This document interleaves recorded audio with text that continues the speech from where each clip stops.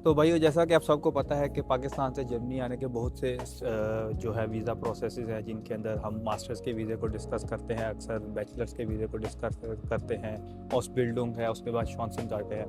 तो आज मैं इसी तरह की एक अपॉर्चुनिटी के साथ हाज़िर हूँ आप सबके सामने कि इस तरह की एक सक्सेस स्टोरी आपके साथ शेयर करूँ, जो कि काफ़ी ज़्यादा नॉर्मल नहीं है पाकिस्तान से जर्मनी आने के लिए या कभी किसी भी गल्फ़ के कंट्री से जर्मनी आने के लिए। तो मैंने सोचा क्यों ना ये जर्नी आपके साथ भी शेयर किया जाए और उस बंदे की सक्सेस स्टोरी उसी से जानी जाए कि उस बंदे ने किस तरीके से इस वीज़े के प्रोसेस को शुरू किया, उसके बाद किन किन मुश्किलात से वो गुजरे और उसके बाद आज वो जर्मनी में है तो उनकी लाइफ के अंदर क्या चेंजिंग आई। तो चलिए इस चीज़ को शुरू करते हैं।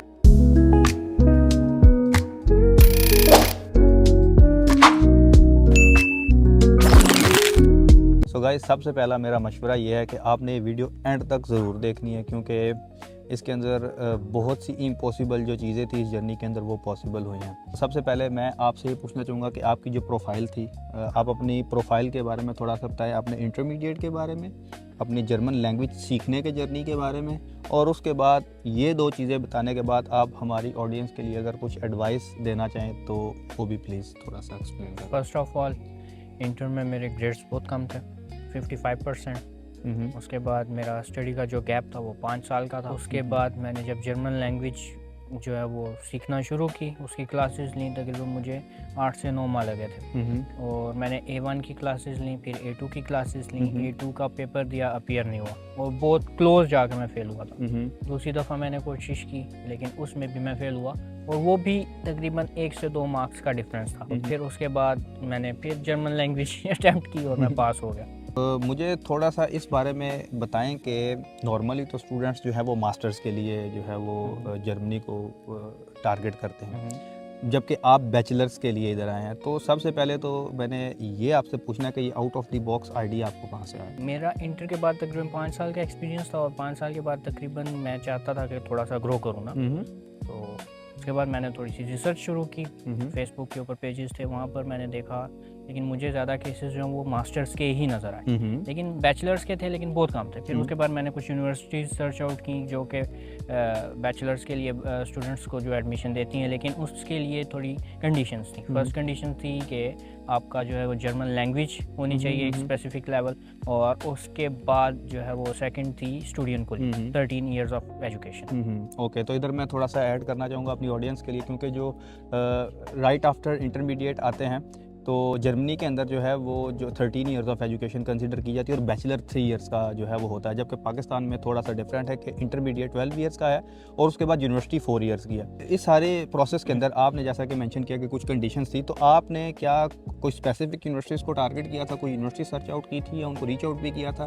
तो ये प्रोसेस आपने किस तरीके से किया? मैंने अप्रॉक्सीमेटली 3 से 4 यूनिवर्सिटीज़ को रीच आउट किया था, जिसमें से मुझे TU क्लाउसल में से एडमिशन मिला, कंडीशनल एडमिशन लेटर।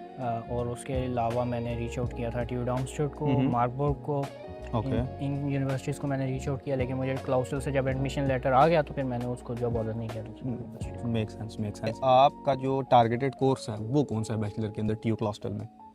जियो एनर्जी सिस्टम। जियो एनर्जी, तो bachelor in Jio energy system. Okay, तो अच्छा, अब आपने मेंशन किया कि आपके उन्होंने कंडीशन लगाई कि आपने पहले लैंग्वेज करनी है, तो क्या वो लैंग्वेज जो है वो आपने right from the start Germany से आके स्टार्ट करनी थी, या आपने कुछ एजुकेशन जो है वो आपने अपने होम जो है कंट्री से भी ली है? बेसिकली जो लैंग्वेज थी वो जर्मनी में ही आके आप स्टार्ट कर सकते थे A1 से, लेकिन जब मैंने एम्बेसी को रीच आउट किया तो उनके लिए जो हमने वीज़ा अप्लाई करने के लिए हमें मिनिमम A1 लेवल चाहिए। ओके, तो इस सारे जर्मनी का जो ये जो जर्मन लैंग्वेज का प्रोसेस है सीखने के अंदर आपको इसमें कितना टाइम लगा? मुझे क्लासेस लेते हुए तकरीबन 8 से 9 माह हुए, और उसके बाद ही मेरा A1 क्लियर हुआ। एडमिशन लेने से लेके जर्मनी पहुंचने तक आपको अप्रॉक्सीमेट कितना टाइम लगा? From admission to visa it takes approximately 4 to 5 months। Okay, हमारी ऑडियंस को ये बता दें कि आप किस कंट्री से जो है वो जर्मनी आए हैं, आपने वीज़ा किधर से फाइल किया था अपना? मैंने दुबई से। तो आपसे कौन कौन से क्वेश्चंस जो हैं वो वीज़ा ऑफिसर ने पूछे? वीज़ा ऑफिसर ने जो सवाल मेरे से पूछे, यानी कि थ्रू आउट द एक्सपीरियंस मेरा बहुत स्मूथ था, क्योंकि इतने कोई टिपिकल क्वेश्चन थे नहीं। पहला क्वेश्चन तो यही था कि आपका स्पॉन्सर कौन है, और स्पॉन्सर से बस उसने सिर्फ यही पूछा था कि स्पॉन्सर को, उसके अलावा कोई जो है ना वो क्वेश्चन इसके बारे में नहीं हुआ था। नॉर्मल क्वेश्चन तो ये होते हैं कि why Germany, why this course, why specifically this university और हु स्पॉन्सरिंग यू, जैसा कि आपने जिक्र किया कि आपसे जाते ही उन्होंने स्पॉन्सर का पूछ लिया। तो आपको क्या लगता है कि आपसे ये सारे क्वेश्चन हुए थे या नहीं हुए थे? बिल्कुल, मेरे से जो दूसरा क्वेश्चन था वो ये था कि आपने जहाँ पे रहना है आप इन टच हो कि नहीं हो। तो मैंने बताया I am already in touch with them, और बस उनको मेरा डेट ऑफ अराइवल चाहिए, अकॉर्डिंग टू दैट डेट वो मुझे एडजस्ट कर देंगे। और उसके बाद ये था कि वाई दिस कोर्स, या डेफिनेटली। और उसके बाद जब मेरा उसने रिज़ल्ट देखा इंटर का, तो वो मार्क्स बहुत कम थे, तो उसने थोड़ा सा कहा कि आपके तो मार्क्स अच्छे नहीं हैं। तो मैंने कहा ठीक है, it seems to be like I am not a bright student, but from last 1 year I have approved myself. आप मेरा रिजल्ट देख सकते हो गोएथे का, which is not a piece of cake, कि आप दूसरे इन्वायरमेंट में रह के और ऑनलाइन क्लासेस लेके एक दूसरे मुल्क की लैंग्वेज को जो है वो अडॉप्ट कर रहे हो। फिर उसके बाद हमारा जो इंटरव्यू है वो शिफ्ट हुआ था जर्मन लैंग्वेज में। ओके, तो जर्मन के अंदर उसने, क्योंकि A1 लेवल का आपका वो था, तो उसने, अगर आप कुछ क्वेश्चंस हमारे साथ शेयर कर सकें, कैसे क्वेश्चन? That was basics. आपका फोरशेलुंग जो होता है, इंट्रोडक्शन हम उसको कहते हैं। उसके बाद इंट्रोडक्शन के बाद यही था कि आपने सुबह नाश्ते में क्या खाया, और आप कितने बहन भाई हो, और आप कितने साल के हो। सिंपल था। किस चीज़ ने इंटरव्यूअर को ज़्यादा मुतासर किया? German language.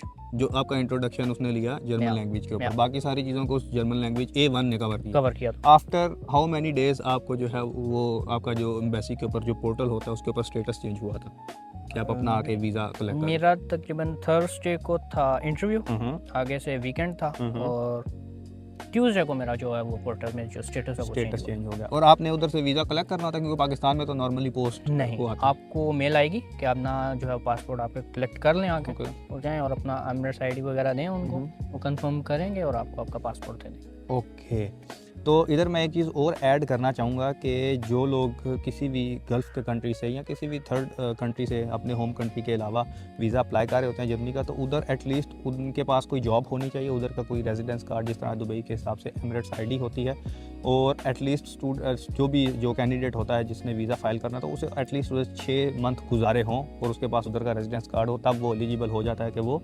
जो है उधर जर्मन एम्बेसी उधर की जर्मन एम्बेसी के अंदर अपना जो है स्टडी वीज़ा फाइल कर सके। जर्मन लैंग्वेज ओके, आपने उधर सीखी, आपने कंडीशनल एडमिशन लेटर भी दिया, सारे डॉक्यूमेंट्स अपलोड किए, तो क्या उन्होंने आपकी इधर की लैंग्वेज की रजिस्ट्रेशन भी मांगी थी एम्बेसी ने या नहीं मांगी थी? कि ऑलरेडी A1 तो था आपका, तो उसके आगे वाली लैंग्वेज का उन्होंने कोई प्रूफ मांगा था कि आप किसी स्कूल में रजिस्टर हैं या नहीं है जर्मनी के अंदर? मैंने रजिस्ट्रेशन करवा ली थी, लेकिन उन्होंने मांगा ही नहीं। डॉक्यूमेंट्स में से जो मैंने अपलोड किया हुआ था वही था। उसके बाद उन्होंने मेरे से पिक्चर्स लिए, और इसके अलावा कुछ भी नहीं। जो अपलोड किया था उसके अंदर आपने इधर की स्कूल की जो जर्मन जो TU क्लोस्टल का जो स्कूल था आपका स्कूल, आपने मेरे ख्याल से मुझे ऑफ द रिकॉर्ड बताया कि कोई मारिया स्प्रिंग्स था, वो TU क्लोस्टल का स्कूल। मैंने वीडियो के स्टार्ट में बोला था कि आपने वीडियो एंड तक देखनी है। उसके बाद यही एक रीज़न थी कि मैंने इनका नेम भी नहीं बताया था, और यही एक रीज़न थी कि एक और चीज़ भी मैंने बतानी थी कि आप अपनी ऑडियंस को बता दें कि आपका नाम क्या है। सुफियान गुल भट्ट। तो ये मेरे रियल ब्रदर हैं, ठीक है, ये मेरे छोटे भाई हैं, और ये एक इम्पॉसिबल सा केस था जो कि नज़र आ रहा था कि नॉर्मली मैंने, क्योंकि मुझे भी ऑलमोस्ट जर्मनी के अंदर 3 साल होने वाले, और मैं एक ऐसी फर्म के साथ एफिलिएटेड हूँ कि जिधर मैं स्टूडेंट्स के साथ डायरेक्टली कनेक्टेड हूँ।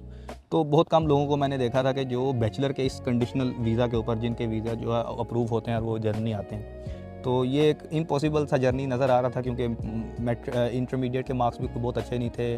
उसके अलावा जो है हम अब यूनिवर्सिटीज़ जो थी वो इतनी ज़्यादा एंटरटेन कर नहीं रही थी, तो इसमें वाकई हार्ड वर्क है। क्योंकि मैं लंगड़ा भी, तो मेरी तरफ से भी एडवाइस यही है कि जिस वक्त आपको ये लगे कि यस ये एक ऐसा टाइम है कि जिस वक्त सारा कुछ ख़त्म होने वाला है, वही असल टाइम होता है कि आपने बिलीव रखना होता है। तो आज की इस इंफॉर्मेशनल वीडियो के साथ हम इधर ही इसे क्लोज करेंगे। So keep watching for more such videos and do subscribe. Thank you.